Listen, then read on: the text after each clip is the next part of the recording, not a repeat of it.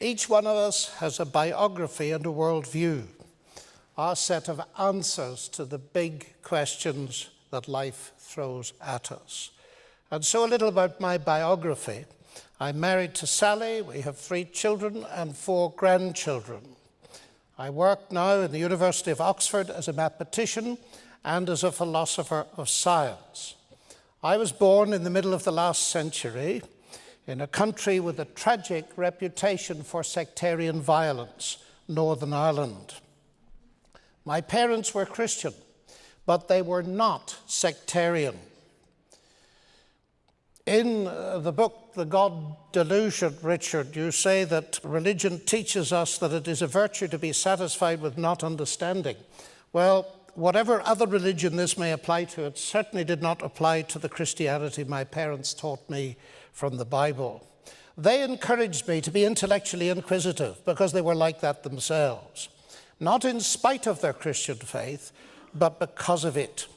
And I owe them an immense debt for setting me free to read everything from Marx and Russell to C.S. Lewis, and developed in those days an interest in the big questions of life. I was very fortunate to get the chance to leave Ireland and go to Cambridge, where I could indulge my passion for mathematics and for science in general. And Cambridge not only gave me the opportunity to develop those intellectual pursuits, but it gave me the opportunity to meet many people of other worldviews who did not share my background and my convictions. As a result, I developed a considerable interest in atheism, an interest which led me subsequently as an Alexander von Humboldt Fellow to study in Germany and then travel very frequently to Eastern Europe during the period of the Cold War.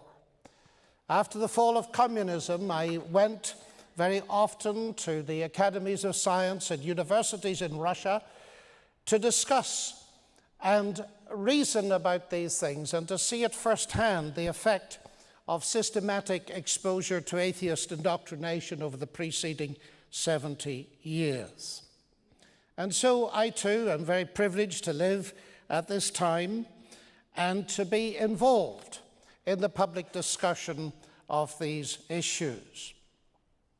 Now, reading Richard's book, I found absolutely fascinating because it strikes me as an impassioned crusade to warn his fellow human beings of the slavery, the oppression, and the mental and possibly physical tortures imposed on them by religion.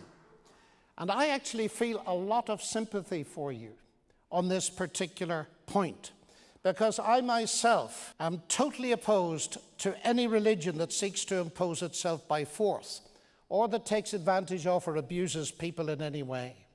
You cannot impose truth by force.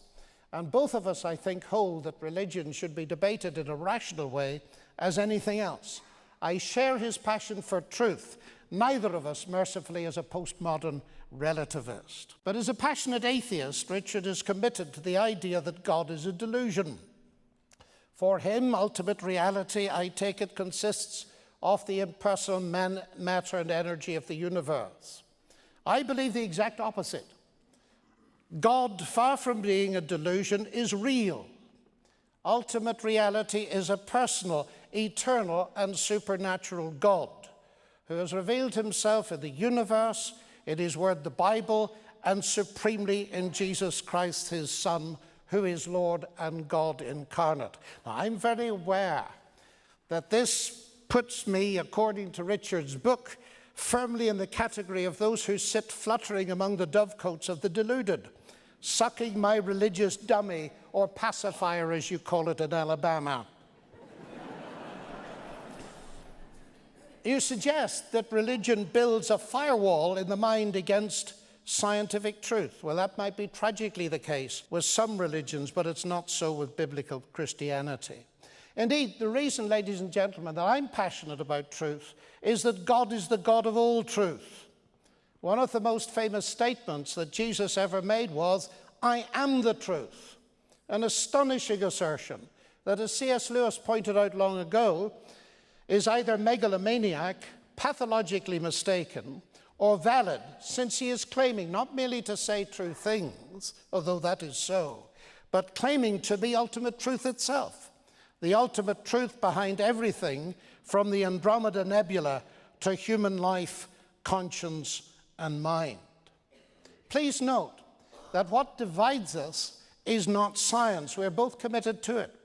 What divides us is our worldviews, his atheistic, mine theistic, and Christian. Now, his book presents to us a grim world.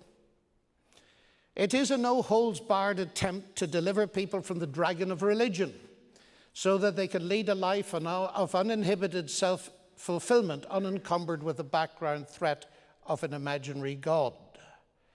And he says it looks bleak and cold, especially from the security blanket of religious ignorance. But, ladies and gentlemen, we need to take it seriously. If that's the way it is, then that's the way it is, and we need to face it. But we need to discuss it seriously and look at the evidence. Neither of us wishes to base his life on a delusion. But which is the delusion? Atheism or Christianity? That is for each of us to decide on the basis of the evidence, of course. Thank you.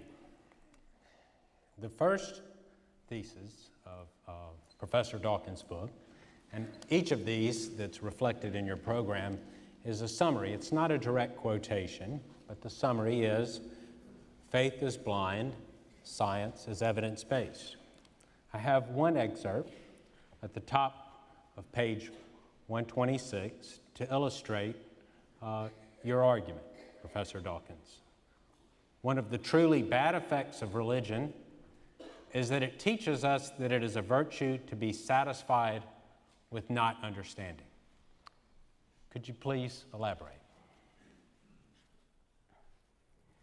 Science uses evidence to discover the truth about the universe.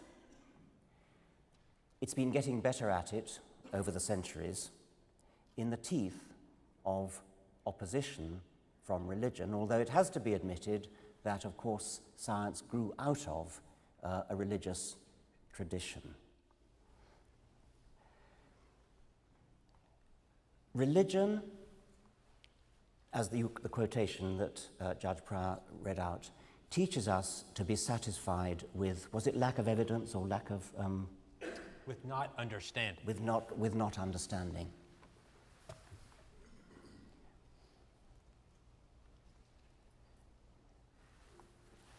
I think that when you consider the beauty of the world and you wonder how it came to be what it is, you are naturally overwhelmed with a feeling of awe, a feeling of admiration, and you almost feel a desire to worship something. I feel this.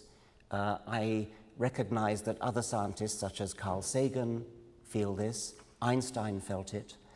We, all of us, share a kind of religious reverence for the beauties of the universe, for the complexity of life, for the sheer magnitude of the cosmos, the sheer magnitude of geological time.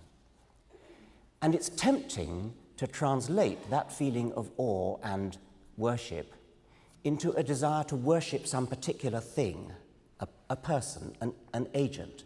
You want to attribute it to a maker, to a creator. What science has now achieved is an emancipation from that impulse to attribute these things to a creator. And it's a major emancipation because humans have an almost overwhelming desire to think that they've explained something by attributing it to a maker. We're so used to explaining things in our own world, like these television cameras, like the lights, like everything that we make, the clothes we wear, the chairs we sit on, everything we see around us is a manufactured object. And so it's so tempting to believe that that has been made, that living things, or that the stars or mountains or rivers have all been made by something. It was a supreme achievement of the human intellect to realize that there is a better explanation for these things, that these things can come about by purely natural causes. When science began, the aim to achieve it was there, but we didn't know enough. Nowadays, at the end of the 20th century, beginning of the 21st century, we still don't know everything, but we've achieved an enormous amount in the way of understanding. We now understand essentially how life came into being. We know that we are all cousins of all animals and plants. We know that we're descended from a common ancestor, which might have been something like bacteria. We know the process by which that came about. We don't know the details, but we understand essentially how it came about. There are still gaps in our understanding. We don't understand how the cosmos came into existence in the first place, but we're working on that. The scientific enterprise is an active seeking out of gaps in our knowledge, seeking out of ignorance, so that we can work to plug that ignorance. But religion teaches us to be satisfied with not really understanding. Every one of these difficult questions that comes up, science says, right, let's roll up our sleeves and work on it. Religion says, oh, God did it. We don't need to work on it. God did it. It's as simple as that. We have no thrusting force pushing us on to try to understand. Religion stultifies the impulse to understand because religion provides a facile, easy, apparent explanation, although as we'll see later in the evening, it isn't really an explanation, and it prevents the further work on the problem. Thank you. Dr. Lennox? There are two issues here. Faith is blind, science is evidence-based. I do not agree with the first one, but I very much agree with the second one. Some faith is blind. And blind faith can be very dangerous, especially if it's coupled with a blind obedience to an evil authority. And that, ladies and gentlemen, I would like to emphasize, is true whether the blind faith is that of religious or secular people. But not all faith is blind faith, because faith itself carries with it the ideas of belief, trust, commitment, and is therefore only as robust as the evidence for it. Faith in the flying spaghetti monster, much beloved of Richard Dawkins, a delightful idea, is blind because there's no evidence for the flying spaghetti monster. But faith in relativity theory is not blind because there is evidence supporting it. I can't speak authoritatively for other religions, but faith in the Christian sense is not blind. And indeed, I do not know a serious Christian who thinks it is. Indeed, as I read it, blind faith in idols and figments of the human imagination, in other words, delusional gods, is roundly condemned in the Bible. My faith in God and Christ as the Son of God is no delusion. It is rational and evidence-based. Part of the evidence is objective. Some of it comes from science, some comes from history, and some is subjective, coming from experience. Now, of course, we do not speak of proof. You only get proof in the strict sense in my own field of mathematics. But in every other field, including science, we can't speak of proof. We can speak of evidence, of pointers, of being convinced beyond reasonable doubt. I think it's important in this context to emphasize that science is limited, because there seems to me a creeping danger of equating science with rationality.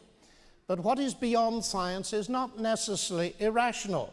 Science cannot tell us, for instance, whether a poem, a work of literature, or a work of art or music is good or beautiful. Science can tell us that if you put strychnine into your grandmother's tea, it will kill her. But science cannot tell you whether it's morally right to do so. And the Nobel Prize winner, Sir Peter Medawar, who's quite a hero, I think, for both of us, has pointed out that you can easily see the limits of science because it cannot answer the elementary questions of a child. Who am I? What is the purpose of my existence? Where am I going? Now, Richard has just contrasted science and religion being content with not understanding, whereas science is unraveling the understanding of the universe. And I understand and feel the force of that objection very strongly, because sometimes Christians, I admit, have been guilty of a lazy God of the gaps kind of solution. I can't understand it, therefore God did it. And of course, God disappears as the gaps close. But I'd like to point out that there are two kinds of gap, ladies and gentlemen. There are gaps that science closes, and I call those the bad gaps. But there are also gaps that science opens, and we may come to some of those later.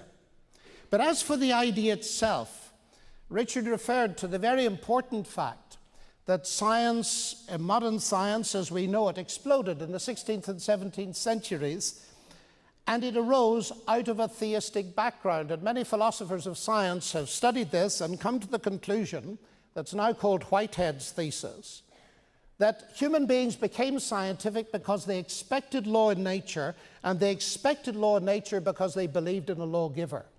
I think that is profoundly important, because it means, far from religion hindering science, it was the driving force behind the rise of science in the first place.